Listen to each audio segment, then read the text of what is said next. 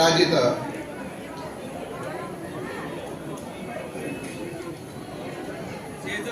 यहाँ पंचायत इंद्रजीत सिंह जी जो उपायुक्त हैं जयपुर से पधारे हैं, जो घुमंतु कार्य के संयोजक हैं चित्तौड़ प्रांत के श्रीमान प्रभुलाल जी कालवेलिया साहब, घुमंतु जनाधिकार समिति चित्तौड़ प्रांत के प्रमुख हैं श्री कालूलाल जी बंजारा साहब, गाड़िया लोहारों के प्रमुख हैं श्रीमान घासीलाल जी और रायका समाज के प्रमुख हैं श्रीमान रायका जी लक्ष्मण सिंह जी रायका साहब, जगदीश जी बागरी, राम गोपाल जी प्रदेश अध्यक्ष गाड़िया लोहा और कोटा जिला परिषद के सीओ श्रीमान अशोक कुमार जी और हम सबका जो मार्गदर्शन करते हैं केंद्रीय घुमंतु बोर्ड के सदस्य डॉक्टर विपिन जी योगी साहब, हमारे जिले के यानी कोटा जिले श्रीमान मुकेश जी मेघवाल साहब और सम्मानित मंच उपस्थित सभी घुमंतु समाज के भाइयों बहनों और मित्रों,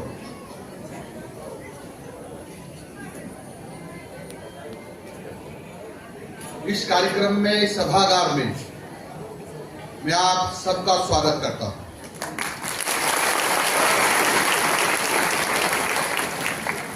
मेरा सौभाग्य है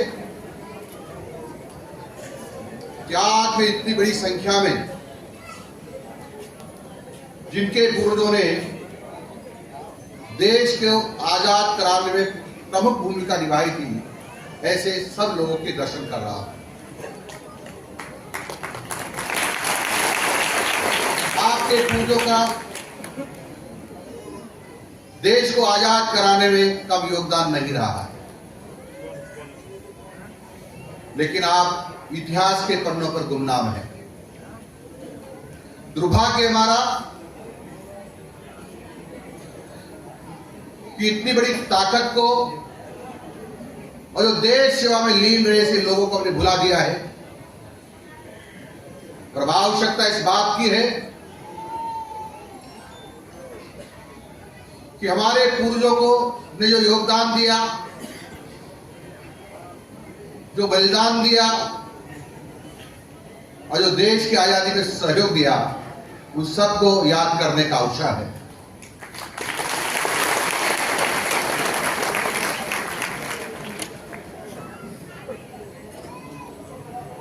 मानगढ़ धाम का आपने नाम सुना होगा।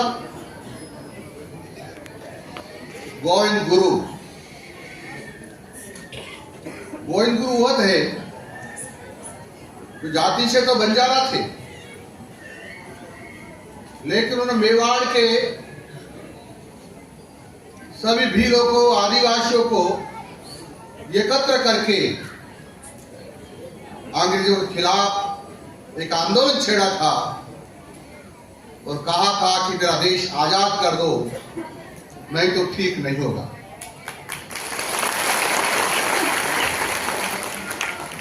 अंग्रेजों ने उनकी बात को नहीं माना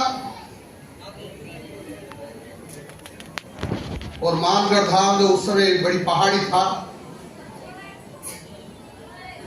उसके ऊपर जो वो सब आजादी के लिए योजना बना रहे थे,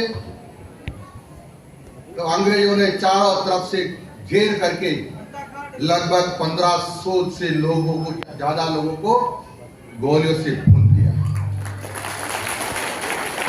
आज भी आप वहां के आदिवासी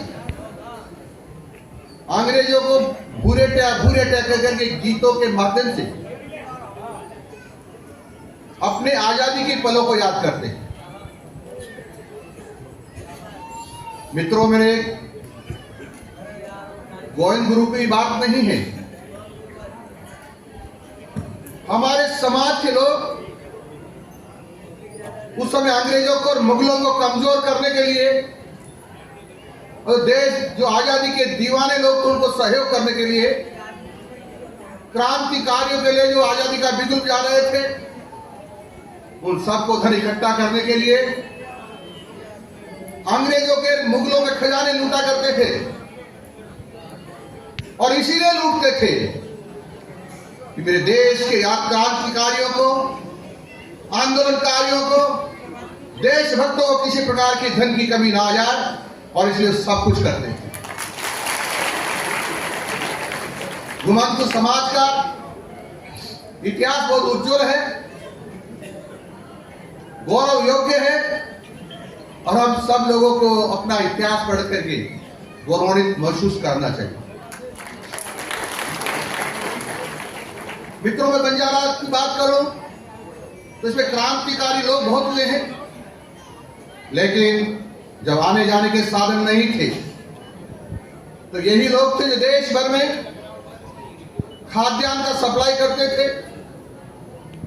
एक जगह से दूसरी जगह कोई सामान ले जाना होता तो ये अपने घोड़ों, खच्चर, बैल, इन पर अपना सामान एक जगह से दूसरी जगह पर ट्रांसपोर्ट करते थे। ये देश इनका बड़ा आभारी है, रहना भी चाहिए, क्योंकि मुझे याद है, मैंने सुना है, ये बहुत बड़ी ईमानदार जाति है। और ऐसा कहा जाता है कि अटूतस में कुकर तालाब है, वो कुकर तालाब लक्की बंजारा जी ने बनाया था।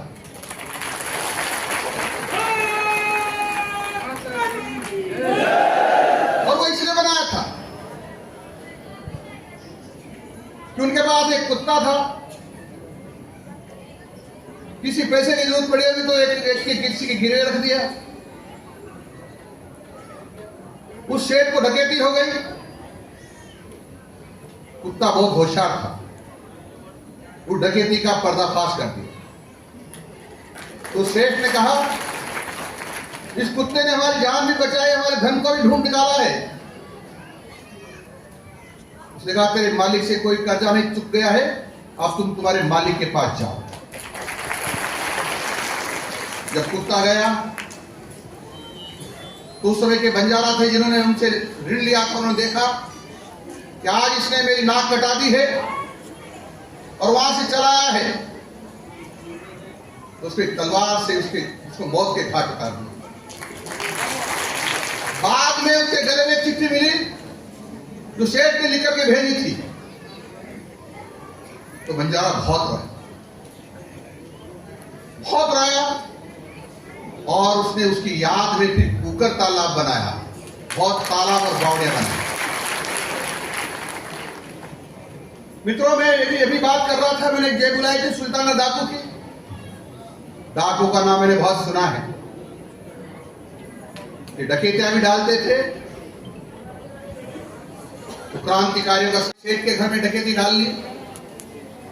सेठ साहब जागे, उन्होंने कहा भाई मुझे तो 20,000 रुपए चाहिए, तुम्हारी चाबी दो।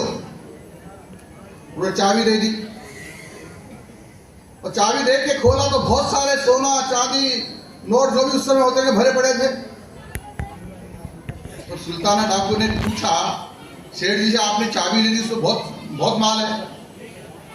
बोला, मुझे पता है आप पर विश्वास है, आपने 20,000 रुपए मांगे थे, उतना ही ले जाओगे, ज्यादा नहीं ले जा सकते, क्योंकि आपके भी कुछ सिद्धांत हैं, आपके भी कोई सिद्धांत हैं। ऐसे अनेक प्रकार की क्रांतिकारी देशभक्तों और संतों से भरा इतिहास घुमंतु जाति का है। इनका जितना भी सम्मान किया जाए उतना कम है। लेकिन मित्रों, दुर्भाग्य हमारा कैसे समुदाय को हमने बिसरा दिया है,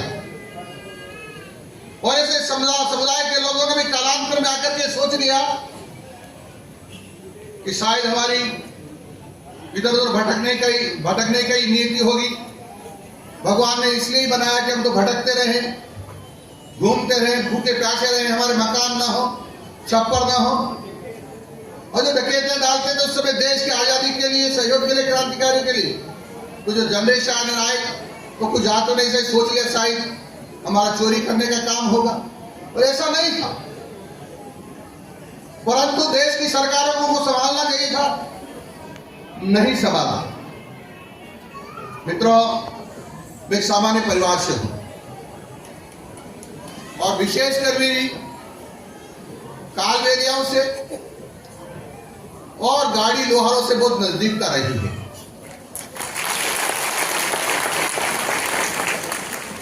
मैं जब पहली बार मंत्री बना तो एक समाज कल्याण की एक समीक्षा बैठक कर रहा था।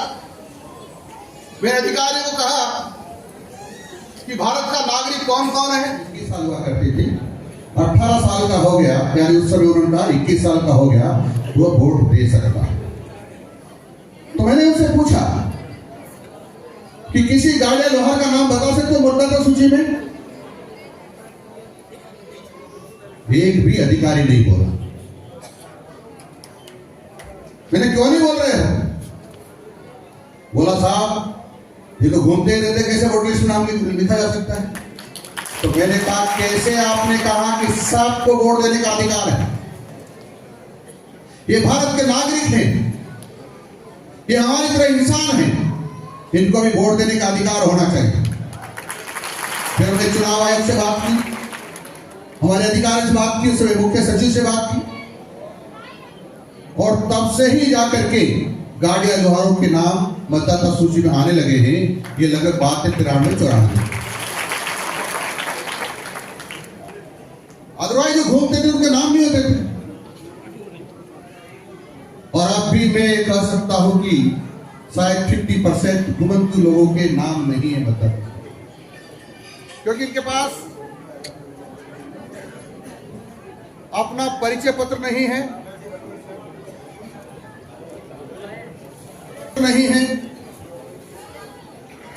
कोई सबूत नहीं है। कुछ लोगों के पास जो घर बना कर रहे हैं, ऐसी स्थिति में उनको सरकार की योजनाओं का लाभ नहीं मिलता है। ऐसी स्थिति में मतदाता सूची में नाम नहीं आता है। ऐसी स्थिति में न उनको निःशुल्क भूखंड मिलता है, न ही मकान बनाने के लिए पैसा मिलता है। तो मित्रों, मैंने माननीय भजन लाल जी शर्मा जो राजस्थान के मुख्यमंत्री हैं, उनके नेतृत्व में संकल्प लिया है कि राजस्थान में रहने वाले सभी ऐसे घुमंतु परिवार जिनके पास आवास से भूखंड नहीं है, उन सबको रियायती दर पर भूखंड उपलब्ध कराएंगे, किसी को छोड़ेंगे नहीं।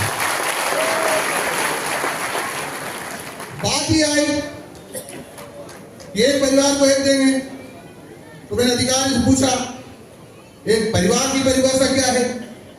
किसी ने कहा जी एक चूल्हे पर जो रोटी खाते हैं या बनाते हो सब एक परिवार है। किसी ने कहा एक राशन कार्ड में नाम है, उस पूरा परिवार माने।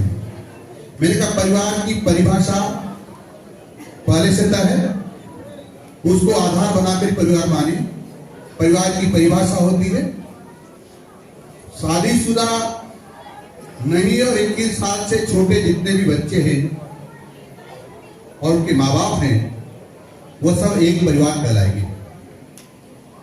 यदि 21 साल से बड़ा है और वो शादीशुदा है तो उसका परिवार अलग होगा।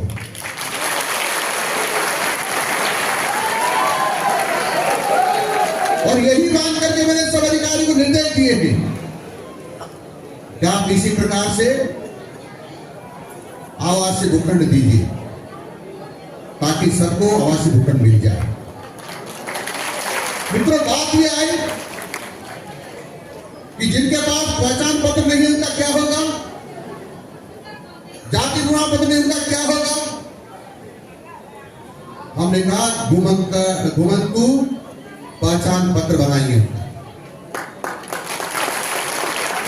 उनके पास कुछ भी नहीं है, तब भी एक परफॉर्मा बनाया है, जो मेरे पास परफॉर्मा है, उसमें आप सारी जानकारी भर के देंगे और तहसीलदार उसकी पुष्टि करेगा। तो आपके समाज के लोगों से पूछेगा कि आपकी जाति के है क्या, और जो आश्वस्त हो जाएगा, इसकी पुष्टि हो जाएगी कि घुमंतु जाति में यही है, तो आपको प्रमाण पत्र जारी करेगा। और मैं मेरे अधिकारियों से कहूंगा, इनके सब नेताओं को ये परफोर वाले मेरे पास है, इसकी कॉपी दे दें और यानी मोबाइल पर भेज देंगे, और जो ऑर्डर निकाला हमने उसको भी दे दें। उस आधार पर सबको प्रमाण पत्र बनाने ही होंगे, किंतु परंतु बंद नहीं करेगा। मित्रों, बात ये आती हो, हम तो वन विभाग की जमीन में बैठे हुए हैं, हमको ही पट्टा दो। मित्रों, वन विभाग की जमीन में पट्टा नहीं मिलेगा। उसी जगह पर यदि आप रहना चाहते हैं दूसरी जगह, तो आपको रियायती दर पर निश्चित रूप से पट्टा देंगे, कोई को किंतु परंतु करने की जरूरत नहीं।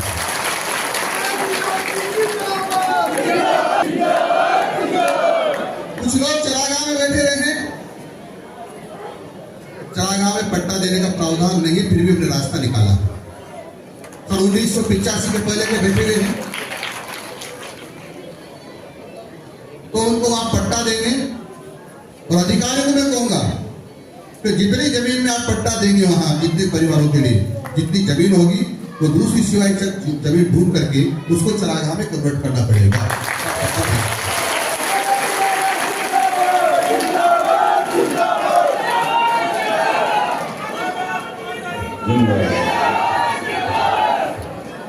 और जो 1985 के बाद के बैठे हुए हैं, उनको अन्यत्र पट्टा देंगे और पट्टा देके वहां पुनर्वासित करेंगे। मित्रों, मैं आप सबसे निवेदन कर रहा हूं, हड़बड़ी में काम करने की जरूरत नहीं है। एक एक व्यक्ति को झूठ करके हम पट्टा देना चाहते हैं, क्योंकि आप हमारे लिए भगवान हैं।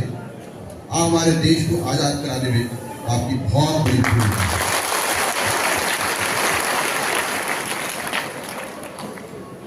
तो एक बात आती है कि 1985 के बाद बैठे उनका क्या होगा?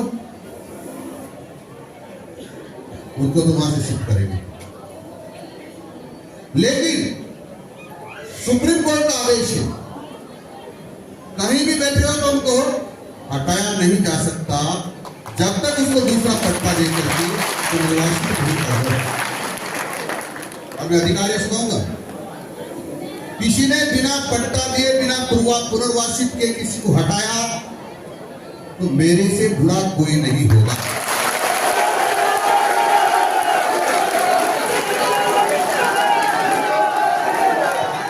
लास्ट में एक निवेदन और कर रहा हूं मैं कि सारे पट्टे जब आपको मिल जाएंगे, तो सबको लेके सूची लेकर के माननीय मुख्यमंत्री जी का आशीर्वाद लेकर और माननीय प्रधानमंत्री जी के पास जाऊंगा और वहां निवेदन करूंगा कि जिस प्रकार से 12 जिले में 25,000 मकान सहरिया समाज के लिए दिए हैं, उसी प्रकार से मेरे घुमन्तु जाति के लोगों के लिए भी मकान बनने का फैसला लीजिए, ताकि प्रधानमंत्री आवास में आपको हम मकान बना सके। आगे थोड़ी बात करूंगा, क्योंकि आगे की योजनाओं की बात बहुत है जो हम आगे सब करने वाले हैं। कई बार ये कहा जाता है कि सारी बात एक साथ मत कहो, नहीं तो कई बार पूरी बातें हजम नहीं होती। प्रथम फेज हमारा ये है कि सबको रियायती दर पर पट्टा देना, और बेचोगे तो ठीक नहीं हो। ये जो कार्यक्रम कर रहे हैं भी, ये ग्रामीण क्षेत्र के लिए है, क्योंकि मैं पंचायत राज का मंत्री हूँ। कई बार शहर के लोग भी मेरे से पूछेंगे, तो मैं कोटा जिले के लिए निवेदन कर रहा हूँ, क्योंकि मैं यहाँ का मंत्री हूँ। इसलिए आप सबको शहर में भी सबका सर्वे करें और आगे से उनका पट्टा देने की योजना बनाएं, ताकि सबको पट्टा दें। इसी प्रकार से जोधपुर का भी मैं प्रभारी मंत्री हूँ, तो वहां के भी जिला कलेक्टर को अधिकारी कर दिया है, चाहे वो शहर में रहते हो या गांव में रहते हो, हमको सबको पट्टा देना है। मैं सारे अधिकारी से कहता हूं कि आप सभी ग्राम विकास का अधिकारियों को, पटवारियों को जो इस पर लगाना चाहते निर्देश दे देंगे कि सभी घुमन्तु जाति का सर्वे किया जाए, कितने लोग हैं, कितनों के पास पट्टा है, कितनों के पास पट्टा नहीं है, कौन कितने वन विभाग की जमीन पर बैठे हुए हैं, कितनी सिवाइचे पर बैठे हुए हैं या कितने निजी खातेदारी के पर बैठे हुए हैं, उन सब का सर्वे कर लें ताकि हम उस साथ की सबको सकते हैं। कई बार ऐसा भी सुना है मैंने, तो किसी की खातेदारी की जमीन पर बैठे हैं, तो भैया किसी की खातेदारी की जमीन पर तो बैठ नहीं सकते, वहां से हटना पड़ेगा। लेकिन हाँ, हम आपको पट्टा देंगे, तो वहां का